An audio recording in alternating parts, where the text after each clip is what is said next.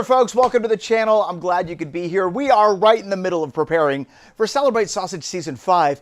And as I'm going through the footage of the different sausages that we're going to be featuring, I thought it'd be a good idea to make a quick little video on how to properly cook your sausage in a water bath. This is a question that we get a lot. And hopefully by the end of this video, I'll have answered all of your questions. But if for whatever reason I miss one, be sure to leave it in the comment section below. All right, let's get started. The way I see it, there's basically 4 ways to cook a sausage using water. You can steam, you can simmer, you can poach, and then, of course, you can cook sous vide. Boiling, although technically an option, I wouldn't consider to be a very good one because boiling is a very aggressive way to cook just about anything. Your temperature is already above 200 Fahrenheit, and the minute that you put your sausages in that 200 plus Fahrenheit boiling water, you are more than likely going to render out the fat, which is going to leave you with a dry and crumbly sausage. So for this particular video, we are not even going to acknowledge that boiling is a method, but if you want to give it a shot, by all means. Let's talk about steaming your sausage. First of all, this is a great way to cook your sausage, but it's also a method that's rarely used amongst home producers. Commercially speaking, though, steamed sausages happen on a daily basis, especially in the category of emulsified sausages, because you got to check this out. When you're cooking your sausage, you're introducing a lot of beautiful, warm moisture to your sausage while cooking it at the exact same time. So your end result is going to be an extremely juicy sausage. Now, when it comes to steaming your sausage, there's a couple things to consider, and I wouldn't necessarily say these are good or bad things. They're just things that you might want to keep in mind. The first is the color of the sausage. It's not going to be nearly as vibrant as a grilled or smoked sausage. The second is the texture. I find that the texture of a steamed sausage is just slightly different than sausages cooked a more traditional way. Also, you're not going to get an ultra snappy casing.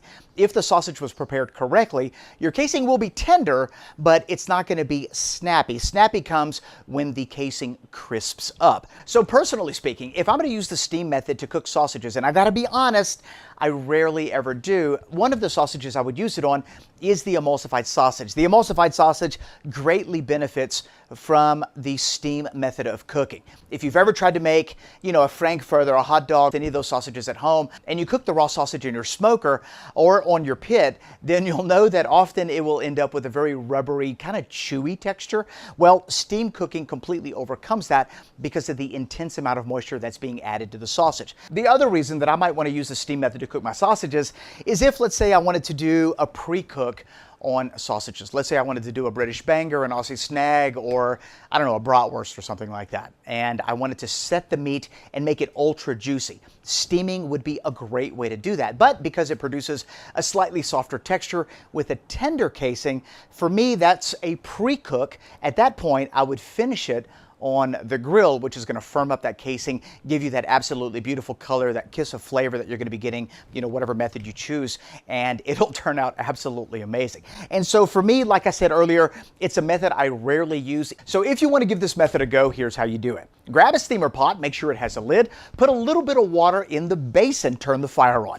You want to bring this to the beginning stages of a boil, much like I have right here. This is going to start to produce that steam that we want. Let's put our steamer pot on top, and then I'm just going to go ahead and place my sausage right in the center. The only problem with this method is that you really can't do a lot unless you have a huge steamer pot. Depending on the diameter of your sausage, they can steam for anywhere between 5 to 15 minutes. You'll have to take the temperature of your sausage to see when they're done. Cover with a lid and let these sausages steam.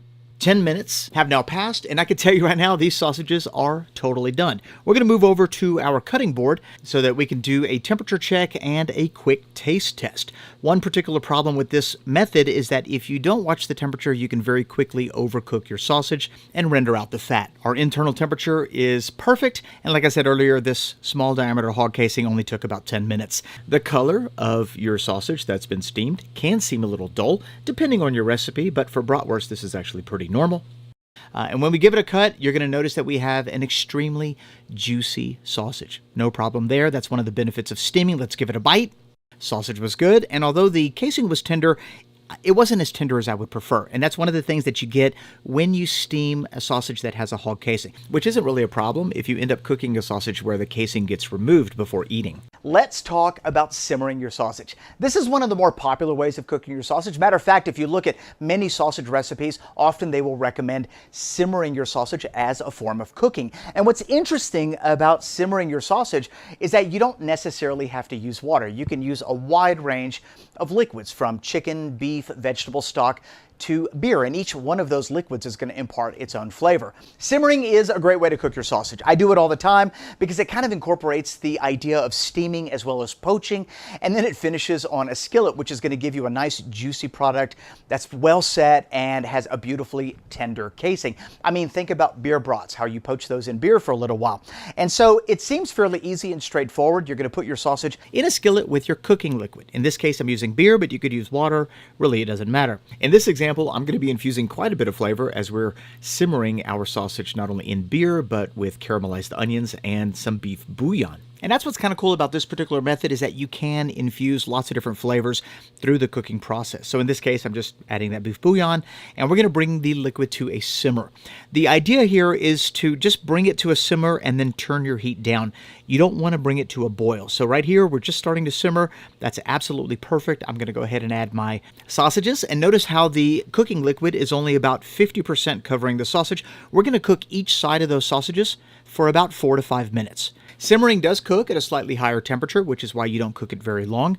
And usually the temperature is between 180 and 190 Fahrenheit. After 8 to 10 minutes of cooking in your simmering liquid, your sausages are fully cooked. And then at that point, you can decide how to finish up your sausage. I personally like to cover the sausage during the simmering step, and that incorporates that steam. It keeps everything locked in. And when your sausages reach the desired internal temperature, you are done. Pretty simple.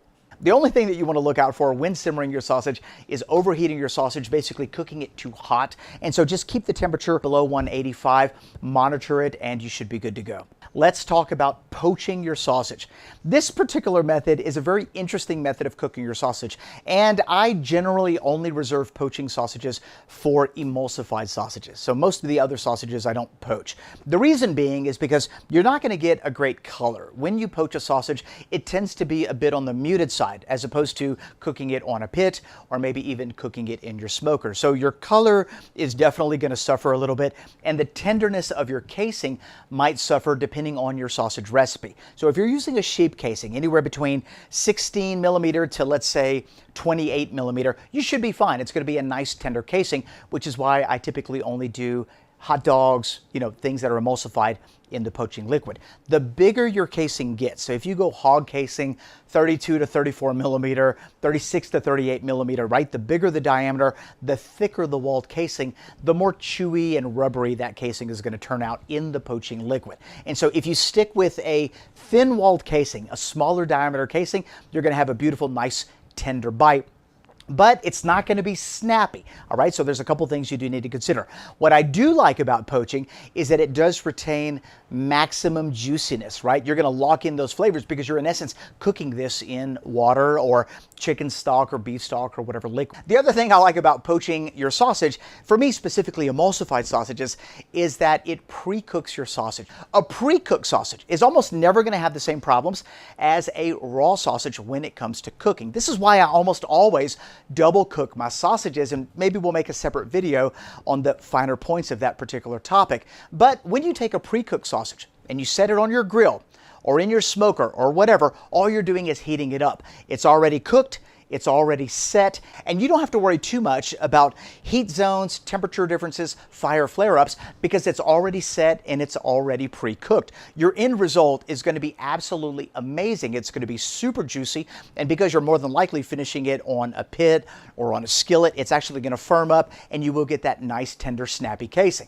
Whereas when you cook a raw sausage, you have to manage your temperatures a lot more closely. If you cook your sausage too hot, or if there's a flare-up, your fat can render out, and then you've got a, dry, crumbly sausage. So there's a whole series of problems that can happen when cooking a raw sausage. Whereas with a pre-cooked sausage, it's almost foolproof. So if you want to poach your sausage, here's how you do it. Take a pot, fill it up with water or whatever cooking liquid you plan on using, and heat the temperature of the water up to 175 Fahrenheit or 79.4 Celsius. Add the sausages to the cooking liquid, and you're going to cook these 1 minute for every millimeter that your casing is wide. It's an old school trick. So here's an example. We've got a couple different cheap casings from the sausage maker, and let's say we're going to use the 22, 24 millimeter pack. I'm always going to reference the higher number, so we're going to call it 24 millimeters. We're going to poach these sausages for 24 minutes. There you go. You do want to manage the temperature, and the temperature range for poaching is anywhere between 170 Fahrenheit and 176 Fahrenheit. And when the timer has run out, or you take the temperature,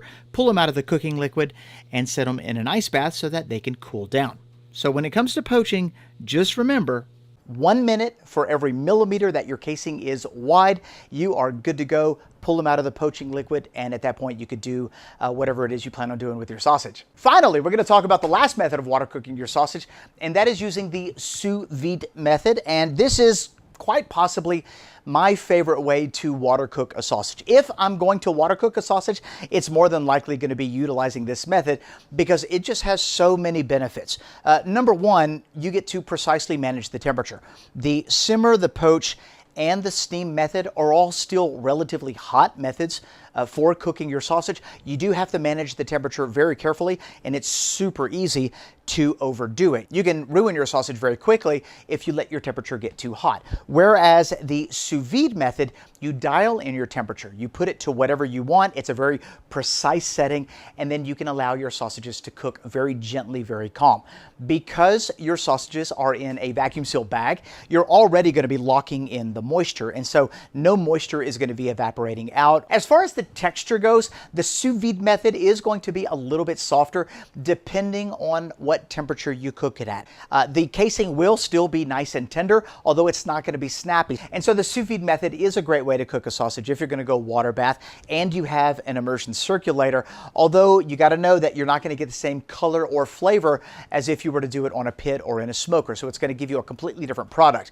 Now, I personally reserve the sous vide method for things like emulsified sausages because they come out absolutely perfect texture, not rubbery whatsoever. And then usually whenever it comes to emulsified sausages, I'll finish them off on a grill or a skillet anyway. So it's a great way to set your sausage. The other great thing that I like about the sous vide method is that you can cook your sausages at a slightly lower temperature depending on what you're into. So I personally like to finish my chicken, pork and beef sausages or whatever at around 145 Fahrenheit. Now, you normally wouldn't be able to do this on a pit because they wouldn't be safe to eat, but using the sous vide method, you in essence are able to pasteurize the sausage, making it safe to eat. Because you got to remember, cooking sous vide is all about time and temperature. And when you have the right temperature for the right amount of time, you are able to pasteurize the sausage, cooking it much lower than you typically would be able to. So I like doing that. It produces a great product, super juicy, slightly softer, which is perfect, especially if you're going to finish it up